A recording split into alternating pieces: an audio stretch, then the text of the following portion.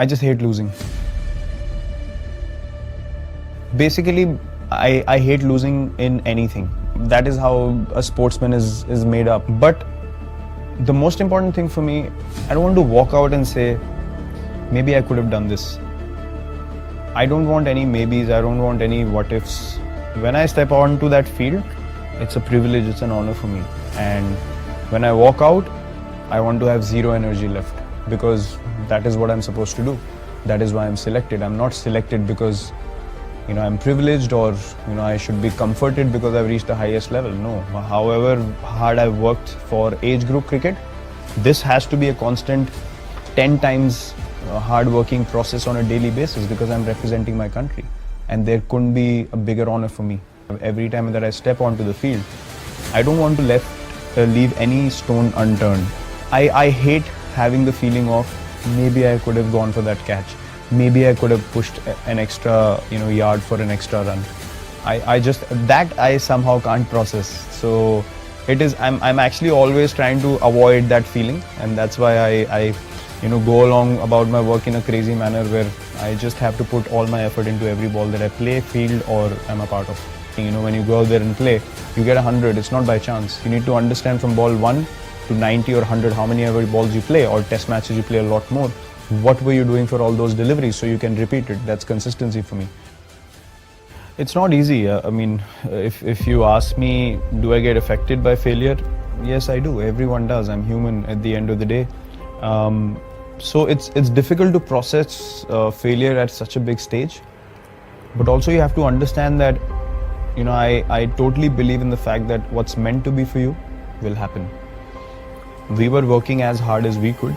All we can do is work hard and put in our best effort. As long as your intent is right, your heart is in the right place, and you're going along the right path, and you're doing things with the right intent, that's all you can do. Success and failure is a part of everything that we do in life, whether it's sport, whether it's in daily life, whether you lose someone close to you, whether it's a problem in your job, anything. It is the truth of life, and you need to be able to accept both with grace. That's the thing that I've learned. You can't go gung-ho when you succeed. You can't say, oh, I'm the king of the world, or we are invincible now. And when you fail, you can't beat yourself down so much that you can't get up again. So I think you need to feel the hurt. You need to feel, where could I have done things differently? I think failure is a great way or a great opportunity to analyze what went wrong and to improve on those mistakes, because at the end of the day, cricket is all about that. When you make a mistake while batting, you want to improve it the next time you walk out to play. Or if you play a false shot and you haven't gotten out, you want to improve it the next ball. And I think life is all about that. It's about making mistakes on a regular basis, but having the courage and the acceptance and the clarity to say, okay, I have made a mistake. I'm not going to be egoistic about it. I'm going to lay it down, understand what happened, improve on it, and walk forward. We want to give our best effort possible, but if you focus on things which are only based on success and numbers and results, I don't think you can enjoy the process. And we as a team, we play so well because we enjoy the process. We enjoy being in difficult situations and coming out on top. Basically, what we are doing on a daily basis is competing with ourselves. How good can we be when we are put under pressure? It's not about coming up against someone or trying to prove someone else wrong. It's about bringing our own standard of cricket higher and higher on a daily basis and setting examples, the right examples for the next generation to take over whenever that happens. This was actually end of 2012 actually, when we came back from Australia, and I figured out the difference or the gap that we have with other countries. And I thought, if we don't change the way we are playing, or I don't change the way I'm playing, or the way I'm training, or thinking, or eating, I can never be among the best players in the world. And there's no point in just competing if you don't want to be the best. So I had played IPL from 2008, 9, 10, 11, and then 12. IPL 12 was, I was playing for India. I was playing for the national team at the highest level, but I hadn't got the success, that some of the established players did. And IPL 2012, again, had a really bad IPL season, and I was not disciplined at all in terms of my eating and my fitness. I mean, I can't even relate to that guy anymore that I was. I remember coming back home and I came out of the shower, the team didn't do well. I came out of the shower, I looked at myself in the mirror and I was like, you can't look like that if you're an international cricketer. You know, I was like, how the hell are you going to continue like this if you don't take care of yourself? That's the time it hit me, you know, and boom, from next day onwards, I just changed everything about my diet.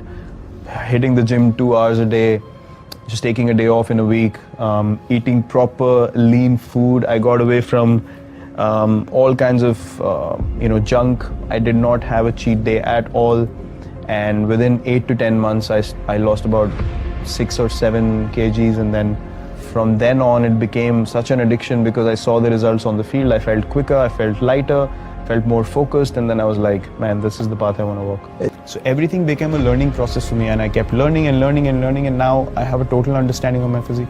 Because I want to maintain the standard that I'm playing at now till the time I finish. You know, I don't want to be standing in the field and not being able to move the way I do right now. It's just not in me to play like that. If I can't do that, I will stop. So that is my vision. You know, I want to be able to contribute till the last day I play for India, the way I'm doing now, with the same energy, the same enthusiasm. So I will do anything and everything in my ability to achieve that on a daily basis. In the World Cup just now that we played, every game my energy was 120%. So I wanted to be the best version of myself, and then I based everything around that vision. And then my training, my diet, my approach towards the game, everything changed. And I know that I wasn't the most skilled sports person when I came in, but the only thing that's been constant is working hard on myself and my game. And that was the time I realized, well, if the Indian team has to be the best team in the world, we need to go ahead in a certain manner. I didn't feel that, you know, when I walked into play, there was any kind of fear or respect in the opposition corner. So I felt like I don't want to walk into the field thinking, or the opposition thinking, oh, this is just a pushover. Don't worry about this guy. He's going to do no damage to us, and he's just playing just like another player in the team and stuff. I wanted to make an impact. I knew that I had the ability to make my team win, and I wanted to be that version of myself where if I walk in, I wanted teams to think like, we need to get this guy out or else we're going to lose the game. So I thought if I can't have that impact on my team, then I'm not doing justice to, you know, where I am. And if I don't want to be that guy, there's something wrong in my head.